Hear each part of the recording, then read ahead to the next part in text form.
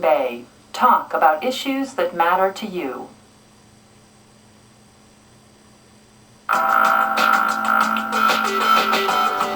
Alert listeners know we are conducting candidate forums leading up to the November midterm. So far, we have on this show talked to the candidates running for Congress in the 2nd and 3rd congressional districts. Today we start our series for the 8th congressional district, and we will hear from the Republican challenger, Reed Ribble. Good morning, I'm Joy Cardin. This is the Ideas Network of Wisconsin Public Radio. It is 7:36 on this Thursday, September the 30th. The 8th Congressional District covers much of northeastern Wisconsin, including the cities of Appleton and Green Bay. It is currently represented by Democratic Congressman Steve Cardin. Cardin is seeking re-election, and he will join us on Monday at 7:30. Challenger at 1-800-642-1234, 1-800-642-1234, or send an email to talk@wpr.org. You can also post your question on the Joy Cardin Show Facebook page. Reed Ribble is the owner and operator of an Appleton area roofing business and is the winner of a three-way Republican primary for Congress in the 8th Congressional District. He joins us by telephone. Good morning. Hey, good morning, Joy. Thanks for having me. Well, congratulations on your win. To what do you attribute that? Well, I'm not sure. I think a lot of really hard work by hundreds of volunteers, a pretty dedicated campaign staff, and maybe a more than usual involved Republican primary electorate. Mm-hmm. And what is it that is the issue that is most important, do you think, to the constituents in the 8th Congressional District? Yeah, I hear the same thing over and over again. This race is going to come down to jobs and the economy, I believe. It's the number one thing people want to talk about, and I think it's going to be the driver in November. Yeah, and what is it that the incumbent, Democrat Steve Cardin, is not doing about that? Well, it's not so much that government really can do a lot about job creation. I think they like to talk about it. I think candidates like to talk that, they know how to create jobs and all that. At the end of the day, I think the most damaging thing to job creation is government getting in the way of business. And if we can facilitate government getting out of the way, I think you can begin to help business owners create jobs by giving them some clarity about what's coming out of Washington. Well, government just gave some businesses some tax breaks. Didn't government do that to try to encourage jobs? Yeah, they did, and I find it interesting that it comes about 45 days before a general election rather than 2 years ago when they promised it. But tax breaks are a part of it. I'm not sure that tax breaks are all of it, but I do think they're part of it. We do have the second highest corporate tax rates in the world. However, I think it's equally an issue of uncertainty in the regulatory environment, more oppressive regulatory environment than what business owners, particularly small business owners, are accustomed to seeing. And there's just a lot of nervousness. I can tell you as a small business owner myself, we really don't have any clarity or certainty as to what the new health care bill, for example, is going to mean in terms of costs for new employees. Every time we hire somebody new, we have a pretty good handle on what it costs to train and equip and get that employee ready to go. However, in this case, we're not certain. All the bureaucracies and everything involved in implementing the new health care bill, that hasn't really been put in place yet. So it's pretty difficult. And that uncertainty causes business owners to just pause a bit and say, you know what, I think I'm going to hold off. I'll let my guys have a higher level of overtime, and we'll just wait a little bit. Mm. So what would you do then to clarify, for example, health care? Would you just want to repeal that law? Well, I believe that health care reform was needed, and I still believe it was needed. Whether the idea is you repeal it and start over, or whether you begin to work to reform it so that it actually gets at some of the cost drivers, I think that work needs to be done. And I don't believe that the health care bill that we got is really going to do anything to drive costs down for business owners. In fact, it's going to shove costs up. And I think we're starting to see that now. Renewals are starting to come in, and prices have gone up pretty dramatically. The Wall Street Journal reported just a few weeks ago that in Wisconsin, health insurance premiums are going up around 18%. I don't think that's what the American people expected out of the bill. And I'm certain that American business owners didn't expect it. Yeah. What do you? Don't you think some though are pleased that now their children up until the age of 26 can stay on parents' plans if they don't have a job that provides health insurance and the other protections that kicked in a week or so ago? Sure. The idea of having young people in the system, I think, is one of the good things that was done there. And I'm not one of these guys who believes that everything that was done was wrong. I think the idea of getting young, healthy bodies into the system is part of the way you drive costs down. You obviously, I kind of liken it this way: if the only people that bought automobile insurance were those that crashed up their cars, automobile insurance would be very, very expensive. And so you have the same thing in health insurance, where the shared risk pool, if it's skewered to older Americans, obviously costs will be higher.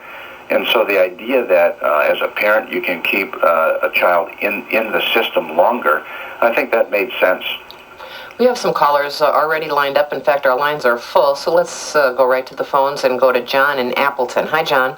Health care that most of the Republicans are talking about is this selling insurance across state lines. Well, I read the Republican proposal in the legislative online, and I was explaining this to an insurance executive. I know a look of horror went across his face, and he just attacks the highest rate of insurance company failure in the country. And Wisconsin would no longer be able to regulate insurance companies to make sure that they had reserves capable of paying our claims. And what would be terrible to be in a hospital, have expensive operations going on, and all of a sudden you start finding out that your insurance company no longer exists. Yeah. I mean, all right. I'm sorry. Just because we have limited time, do you support Reed Ribble this proposal to allow insurance plans to be sold across state lines? Yeah, I do, and I think the caller has a valid concern, but that risk exists here in Wisconsin as well. If insurance companies are undercapitalized, you can have a problem, and often the consumer doesn't know whether that problem exists until something shows up. And if we're serious about driving costs down, I think increased competition is one of those key drivers that will help do that. Yeah, but if the insurance plan I buy in Texas goes out of business, I'm in trouble, right? Sure. How is that different than the insurance plan you buy in Wisconsin if they go out of business? John? We have good regulation. Insurance companies will choose that state that has no regulation whatsoever. And that may in fact be one of those things that drives costs down and allow them to stay in business longer. There are risks involved in it, but the risks of doing nothing or not allowing it, I believe, are greater than the risks of not doing it. And the reality, I believe, is at the end of the day, the American consumer is a pretty smart consumer. Sure, there are possibilities of having somebody buy something from a company that is insolvent or isn't able to pay their claims, but you have that virtually in every state in the country right now. And you see it in every single industry. I mean, the U.S. roofing industry is heavily regulated, but when you go buy a roof for your home or you buy a roof for your building, unless you do your homework, there's the possibility of having something go wrong, even though there's regulations in place. And the same regulation problem exists within the insurance industry, and consumers need to be wise about it. Thanks for the call, John. Oh, I just lost a caller for some reason who wanted to know, what is your plan exactly for keeping good, high-paying jobs in the district? Yeah, well, I think there's a couple things that can be done to help encourage business owners to stay working in Wisconsin. However, at the federal level, I'm not sure that there's a lot that can be done. A lot of the problems that we have as far as keeping high-paying jobs in the state are that the state of Wisconsin is not particularly the most worker-friendly and certainly not the most business-friendly environment in the U.S. However, there are things on the federal level that certainly can be done, and the idea that we should tax companies if they leave just drives people to leave. I think that's a ridiculous assumption. It won't work. And in reality, we want to find ways that we can release entrepreneurship in Wisconsin. and make this a really great place to come and work. I can tell you as a business owner in Wisconsin that we have one of the most talented labor forces in the U.S. My company often worked outside of the Midwest, and we could outperform companies that were local, whether we were working in Atlanta or California. It really didn't matter. I'm very, very proud of the labor force here in Northeast Wisconsin. I'm proud of our workers, whether they're part of a union or not part of a union. I think what we need to do is tell our story better.